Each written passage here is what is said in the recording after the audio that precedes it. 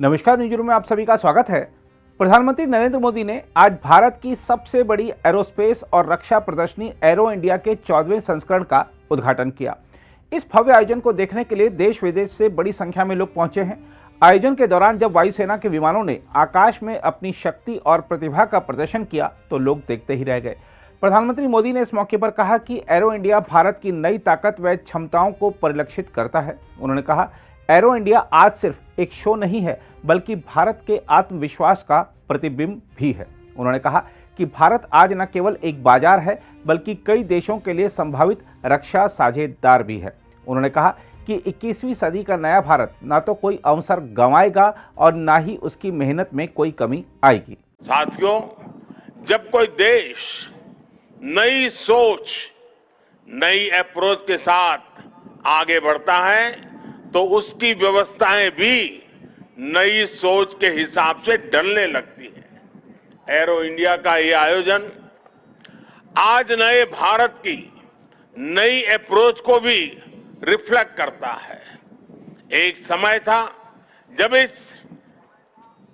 इसे केवल एक शो या एक प्रकार से सेल्फ टू इंडिया की एक विंडो भर माना जाता था। बीते वर्षों में देश ने इस परसेप्शन को भी बदला है।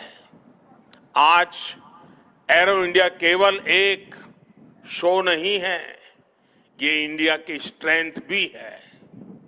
आज ये इंडियन डिफेंस इंडस्ट्री के स्कोप को भी फोकस करता और सेल्फ कॉन्फिडेंस को भी फोकस करता है। ऐसा इसलिए क्योंकि आज दुनिया की डिफेंस कंपनियों के लिए भारत केवल एक मार्केट ही नहीं है, भारत आज एक पोटेंशियल डिफेंस पार्टनर भी है। ये पार्टनरशिप उन देशों के साथ भी है जो डिफेंस सेक्टर में काफी आगे हैं, जो देश अपनी रक्षा जरूरतों के लिए एक भरोसेमंद साथी तलाश रहे हैं। भारत उनके लिए भी एक बेहतर पार्टनर बनकर आज उभर रहा है। हमारी टेक्नोलॉजी इन देशों के लिए कॉस्ट इफेक्टिव भी है और क्रेडिबल भी है। हमारे यहाँ बेस्ट इनोवेशन भी मिलेगा और ऑनेस्ट इंटेंट भी आपके सामने मौजूद है। साथियों, हमारे यहाँ कहा जाता है प्रत्यक्षम किम प्रमाणम, अर्थात प्रत्यक्ष को प्रमाण की आवश्यकता नहीं होती। आज भारत की संभावनाओं का, भारत के सामर्थ्य का प्रमाण हमारी सफलताएं दे रही है। आज आकाश में गर्जना करते Tejas fighter planes make in India के सामर्थ्य का प्रमाण है।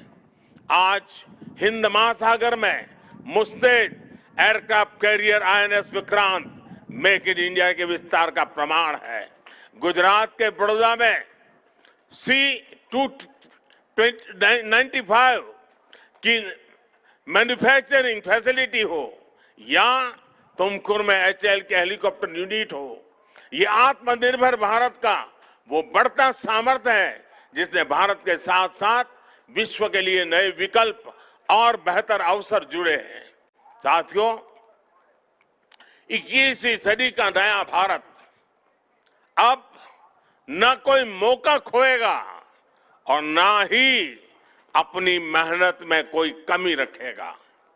हम कमर कस चुके हैं। हम रिफॉर्म्स का रास्ते पर हर सेक्टर में रिवॉल्यूशन ला रहे हैं। जो देश दशकों से सबसे बड़ा डिफेंस इंपोर्टर था, वो अब दुनिया के 75 देशों को डिफेंस इक्विपमेंट एक्सपोर्ट कर रहा है। बीते 5 वर्षों में देश का निर्यात 6 गुना बढ़ा है। 2021-22 में हमने अब तक के रिकॉर्ड 1.5 बिलियन डॉलर से ज्यादा के एक्सपोर्ट को, उस आंकड़ों को हमने पार कर लिया है।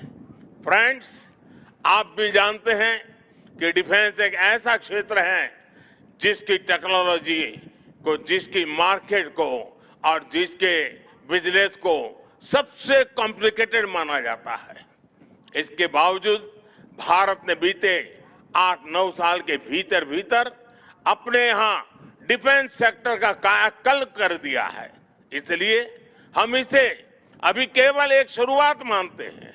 हमारा लक्ष्य है कि 2024-25 तक हम एक्सपोर्ट के इस आंकड़े को 1.5 बिलियन से बढ़ाकर $5 बिलियन तक ले जाएंगे।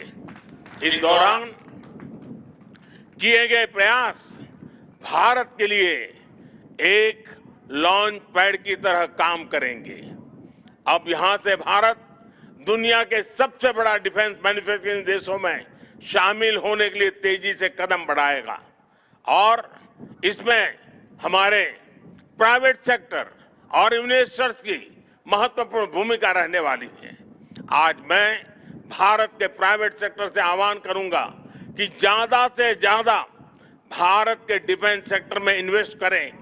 भारत में डिफेंस सेक्टर में आपका हर इन्वेस्टमेंट भारत के अलावा दुनिया के अनेक देशों में एक प्रकार से आपका व्यापार कारोबार के नए रास्ते बनाएगा।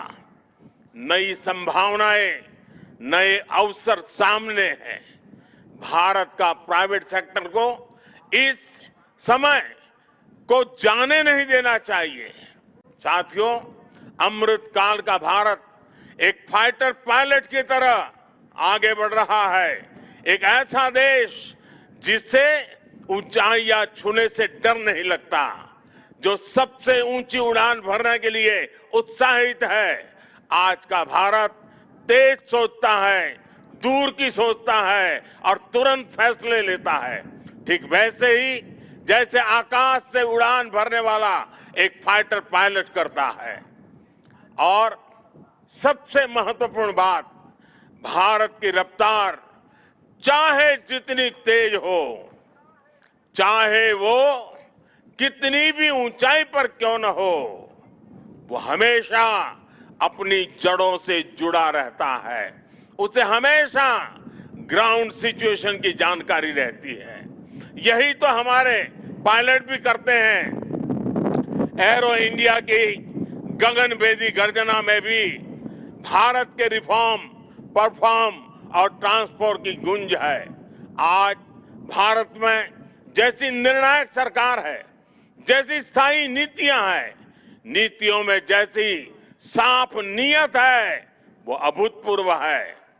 हर इन्वेस्टर को भारत में बने इस सपोर्टिव माहौल का खूब लाभ उठाना चाहिए।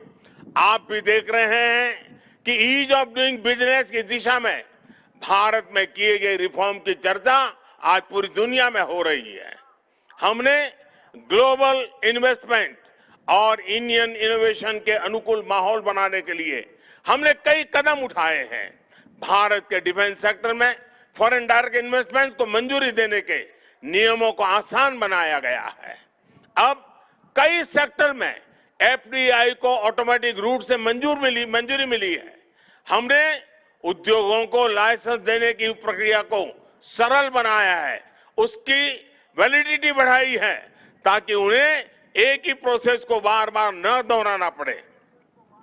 अभी 10-12 दिन पहले भारत का जो बजट आया है उसमें मैन्युफैक्चरिंग कंपनियों को मिलने वाले टैक्स बेनिफिट को भी बढ़ाया गया है। इसका फायदा डिफेंस सेक्टर से जुड़ी कंपनियों को भी होने वाला है।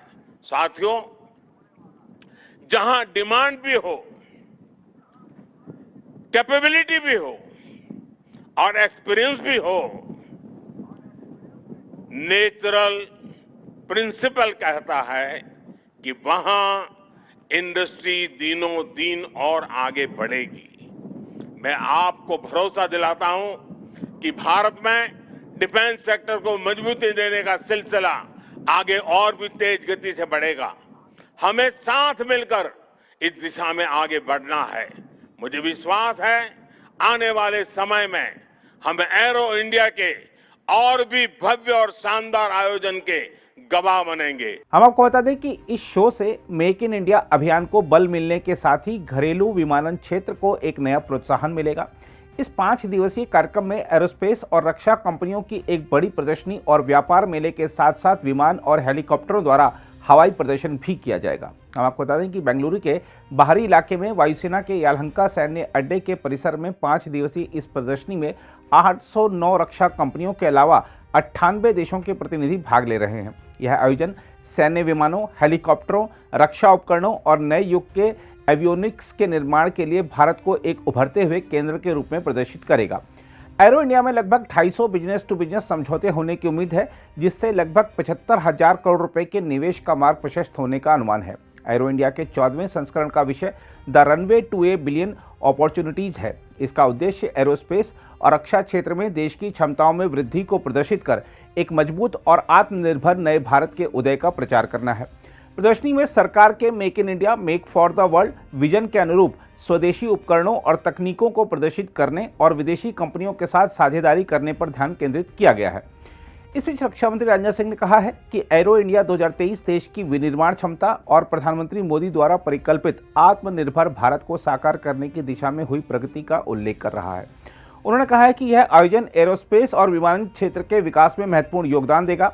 राजनाथ सिंह ने कहा कि एरो इंडिया भारत में एरोस्पेस क्षेत्र में विस्तृत विकास में एक उत्प्रेरक के रूप में कार्य करेगा और रक्षा निर्माण में देश के आत्मनिर्भर बनने के लक्ष्य को साकार करने में मदद करेगा। रक्षा मंत्री ने कहा, मुझे विश्वास है कि बेंगलुरु एरोस्पेस क्षेत्र के लिए एक वैश्विक केंद्र के रूप में उभरेगा। उन्होंने कहा, हमारा उद्देश्य एक जीवंत रक्षा विनिर्माण पारिस्थितिकी तंत्र बनाना है। अगर आप भी लेना चाहते हैं देश दुनिया की तमाम जानकारी तो आज ही सब्सक्राइब करें हमारे चैनल को। साथ ही नीचे दिए बेल आइकन को जरूर दबाएं ताकि हर अपडेट आप तक पहुंच सके।